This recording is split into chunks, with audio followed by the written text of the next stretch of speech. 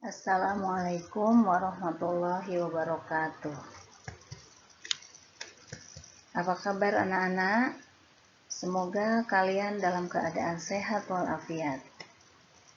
Anak-anak, kalian bertemu lagi dengan Ibu Nani Sumarni. Kali ini Ibu akan menyampaikan materi IPS kelas 9 semester 1 dengan judul globalisasi. Mari kita lihat.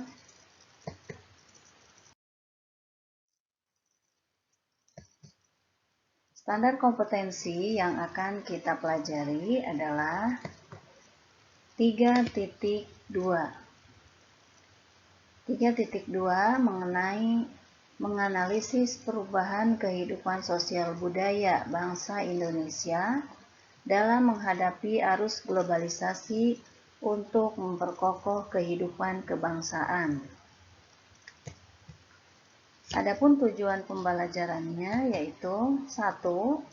Menjelaskan pengertian globalisasi, memahami aspek globalisasi di berbagai bidang kehidupan, menganalisis dampak globalisasi dalam kehidupan bangsa Indonesia, dan mendeskripsikan upaya menghadapi globalisasi.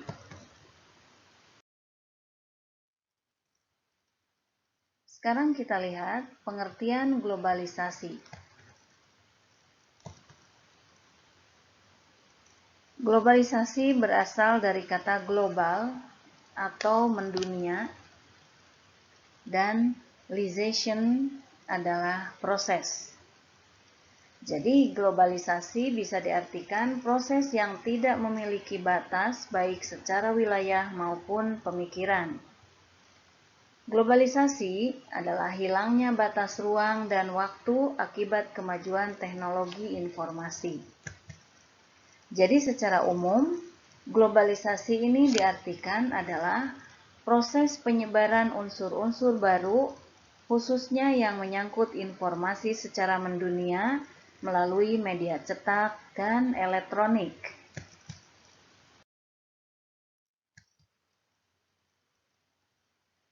Sekarang kita lihat bentuk globalisasi. Yang pertama, globalisasi di bidang budaya. Globalisasi dalam bidang budaya memberikan manfaat, misalnya memperkaya budaya bangsa dan pengaruhnya baik positif ataupun negatif. Contoh globalisasi budaya dalam hal nilai, simbol, alat-alat, atau pakaian. Nah, yang pertama kita lihat adalah globalisasi dalam hal nilai. Ini pada zaman dahulu atau pada awalnya pertanian, di bidang pertanian adalah mereka para petani ini mengolah lahan pertaniannya secara tradisional, itu dengan menggunakan kerbau, ya, tenaga kerbau. Sekarang nilainya sudah berubah dengan menggunakan alat yang lebih modern, yaitu dengan traktor. Dilihat dari segi nilainya, pada penggunaan secara tradisional ini, petani tidak bisa menghasilkan hasil pertaniannya secara banyak, dalam jumlah yang banyak, ataupun di sini juga dengan menggunakan kerbau ini, petani tidak bisa menghemat waktu, tidak bisa menghasilkan produk yang lebih banyak. Sedangkan dengan menggunakan traktor ini bisa menghemat waktu dan bisa juga menghasilkan produk yang lebih banyak. Kemudian dari segi simbol, kita lihat ini pada zaman dulu emas merupakan simbol kekayaan dan simbol kesejahteraan. Orang disebut sebagai orang kaya karena dia banyak emasnya. Tuh, pada zaman dulu ya. Sekarang emas ini bukan simbol kekayaan lagi, karena orang tidak bisa melihat atau orang jarang banyak menggunakan emas. Nah, simbol kekayaan pada zaman sekarang yaitu adalah mobile phone atau HP, ya, HP yang canggih, mobil yang mewah, yang senantiasa bisa dipertunjukkan, dan ini juga bisa menunjukkan bahwa orang itu sudah mengalami kesejahteraan dalam hidupnya. Kekayaannya ditunjukkan dengan adanya kepemilikan smartphone dan mobil yang mewah. Sementara walaupun pada zaman sekarang orang banyak emasnya tidak ditunjukkan karena emas disimpan, ya. Ada yang disimpan di bank, ada yang disimpan mungkin di brankasnya. Jadi tidak kelihatan apakah orang itu kaya atau tidak, sejahtera atau tidak kelihatan. Sementara yang bisa menunjukkan orang itu sejahtera atau tidaknya yaitu dengan memperlihatkan smartphone dan mobil mewahnya. Itu dari simbol, ya. Kemudian dari alat-alat juga. Nah, dari alat-alat bentuk globalisasi di bidang alat-alat, di bidang budaya dari segi alat-alat, yaitu kita sudah banyak menggunakan atau banyak mengganti alat-alat yang semula bersifat tradisional, kemudian berubah menjadi penggunaan alat-alat yang modern. Seperti tadi juga bisa dilihat dari alat-alat yang digunakan dalam dunia pertanian. Kemudian juga alat-alat yang digunakan dalam dunia pendidikan, misalnya. Dalam dunia pendidikan dulu kita tidak mengenal belajar secara online, belajar dengan menggunakan HP atau menggunakan laptop. Dulu belajar cukup menggunakan pensil dan buku, baik itu muridnya ataupun gurunya. Nah, sekarang dalam dunia modern sekarang ini kita belajar dengan menggunakan alat-alat teknologi, yaitu bisa dengan menggunakan HP, juga bisa dengan menggunakan laptop atau alat-alat komunikasi yang lainnya. Kemudian dari segi pakaian kita lihat pada zaman dulu ini pakaian-pakaian masih bersifat tradisional. Sekarang dengan adanya globalisasi sudah berubah, ya. Pakaian-pakaian yang dikenakan baik itu oleh laki-laki ataupun perempuan, anak kecil atau orang dewasa sudah berbeda menggunakan pakaiannya, ya, dari yang tradisional ke penggunaan pakaian yang bersifat modern. Kemudian juga bentuk globalisasi selanjutnya yaitu di bidang komunikasi. Komunikasi adalah proses penyampaian pesan atau informasi dari satu pihak ke pihak lain. Globalisasi dalam bidang komunikasi adalah kemajuan teknologi komunikasi seperti telepon, handphone, internet, dan media sosial. Jadi dengan adanya kemajuan di bidang komunikasi ini ditunjukkan dengan kemajuan teknologinya, yaitu teknologi telepon, handphone, internet, dan media sosial. Nah, kita bisa lihat di sini kemajuan-kemajuan yang diperoleh dalam bidang komunikasi. Contohnya,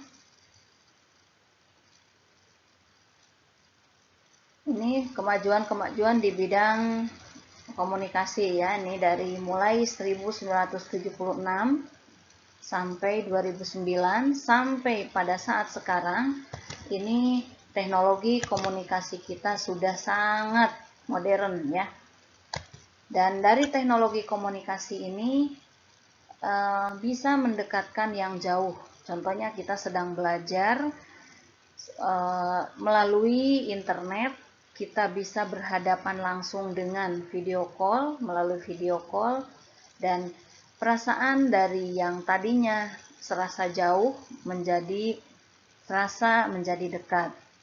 Kemudian hubungan komunikasi juga antara kita yang ada di luar negeri dengan saudara kita, keluarga, dan teman yang ada di dalam negeri itu akan terasa mudah dengan adanya kemajuan alat-alat komunikasi ini. Nah, kemudian juga bisa mengakses informasi dengan cepat dan mudah, ya. Hanya dengan menggunakan satu alat yang disebut dengan smartphone, kita bisa mengakses informasi dari seluruh dunia, informasi dalam berbagai bidang, apakah itu dalam bidang pendidikan, dalam bidang budaya, politik, ekonomi, dan lain sebagainya, bisa kita mengaksesnya dengan cepat dan mudah. Ibaratnya kita itu hanya dengan memegang sebuah smartphone, kita bisa memegang dunia.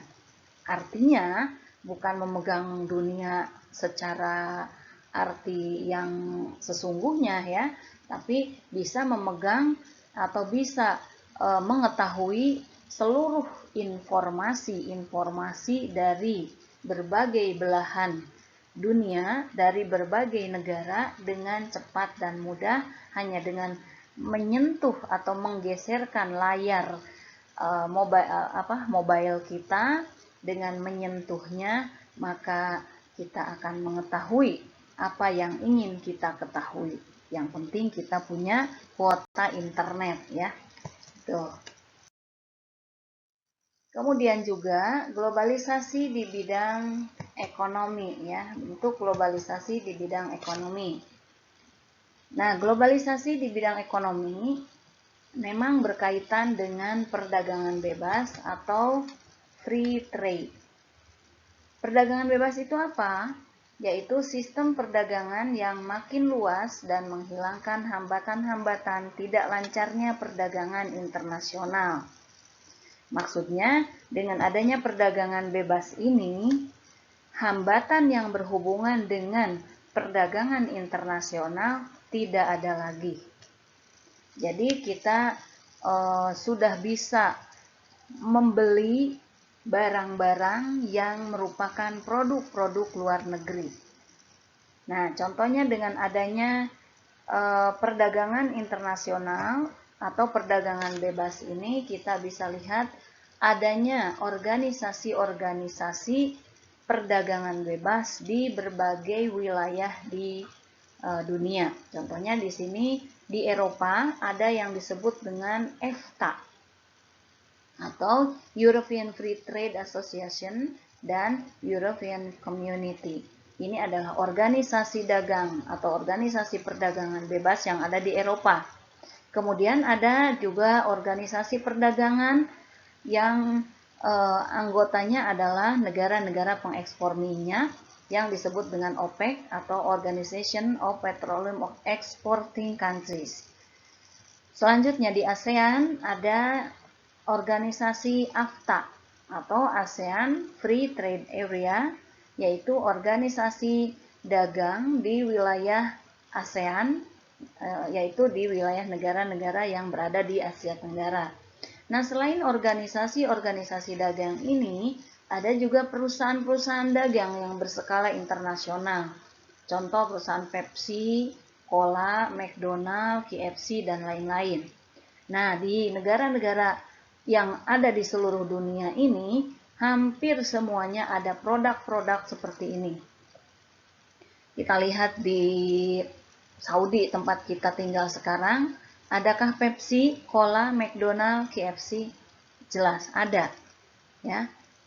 Kemudian di Indonesia sebagai negara kita, negara tempat kita lahir, ada juga. Di negara-negara lain juga ada. Ini adalah dampak daripada globalisasi di bidang ekonomi. Kita bisa menemukan produk-produk internasional di negara kita sendiri atau di negara tempat kita tinggal.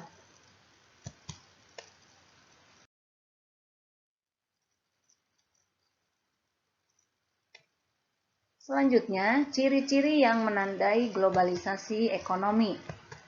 Nah, kita lihat. Yang pertama, beroperasinya suatu perusahaan lebih dari satu negara. Kemudian perubahan dalam mencari keuntungan yang kompetitif dan memaksimalkan laba, memiliki kemudahan jangkauan geografis, yang membuat perusahaan dengan cepat memindahkan berbagai sumber dan operasi di seluruh dunia, menguasai 3/4 perdagangan dan sekitar 1/3 dari seluruh output perekonomian global. Adanya penghapusan seluruh batasan dan hambatan terhadap arus modal barang dan jasa, batas suatu negara akan menjadi kabur, keterkaitan antara ekonomi nasional dan internasional semakin erat, membuka peluang pasar produk di dalam negeri ke pasar internasional secara kompetitif, dan membuka peluang masuknya barang-barang atau perdagangan secara domestik atau produk-produk internasional ataupun produk domestik ya. Nah, selanjutnya bentuk globalisasi di bidang iptek. Perkembangan iptek tidak bisa dihindarkan oleh sebagian besar lapisan masyarakat dunia. Penggunaan teknologi komputer, faksimil, handphone, siaran televisi, dan satelit telah mempercepat aliran informasi menembus batas dunia. Tujuan utama dari perkembangan globalisasi iptek adalah perubahan kehidupan masa depan manusia yang lebih baik, mudah, murah, dan cepat dan aman. Kemudian alat-alat teknologinya, yaitu diantaranya handphone, sudah memiliki fitur-fitur yang dilengkapi dengan fitur finger touch, face lock, eye lock, photo wide, zoom cam, dan lain sebagainya. Ini semuanya adalah untuk memudahkan kita dalam berkomunikasi. Ini kemajuannya adalah kemajuan di bidang teknologi. Kemudian sudah ada robot canggih, yaitu untuk memproduksi barang-barang di sebuah pabrik. Dan robot canggih ini sudah banyak digunakan di perusahaan-perusahaan atau di pabrik-pabrik di Jepang.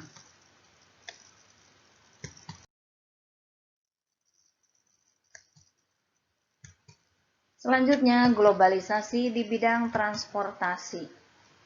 Transportasi adalah pemindahan barang atau manusia dari satu tempat ke tempat lain. Teknologi dalam bidang transportasi ini sudah banyak dilengkapi dengan alat-alat yang canggih. Contohnya nih, teknologi otomatis dalam mobil, penggunaan radar, pendeteksi kecepatan lalu lintas di depan sehingga mobil dapat mengurangi kecepatan dengan sendirinya. Inovasi dari angkutan publik seperti kereta, bis, pesawat, ataupun kapal laut. Nah, pendorong globalisasi transportasi yaitu manusia menginginkan perubahan supaya hidup mereka lebih mudah dan praktis. Perkembangan teknologi yang ditandai semakin majunya pendidikan, perkembangan telekomunikasi yang membuat perkembangan alat transportasi diberitakan dengan cepat ke seluruh penjuru dunia. Nah, anak-anak, materi untuk globalisasi ini Ibu cukupkan sampai di sini. Mudah-mudahan dapat menambah wawasan kalian tentang pemahaman akan globalisasi. Apabila kalian merasa masih banyak kekurangannya, silahkan cari di literatur-literatur lain, mau itu dari buku paket ataupun dari internet. Silahkan kalian berusaha untuk menambah wawasan kalian dengan terus belajar. Akhirnya Ibu ucapkan terima kasih atas perhatian kalian. Ibu mohon maaf kalau ada kekurangannya. Ibu tutup dengan wassalamualaikum warahmatullahi wabarakatuh.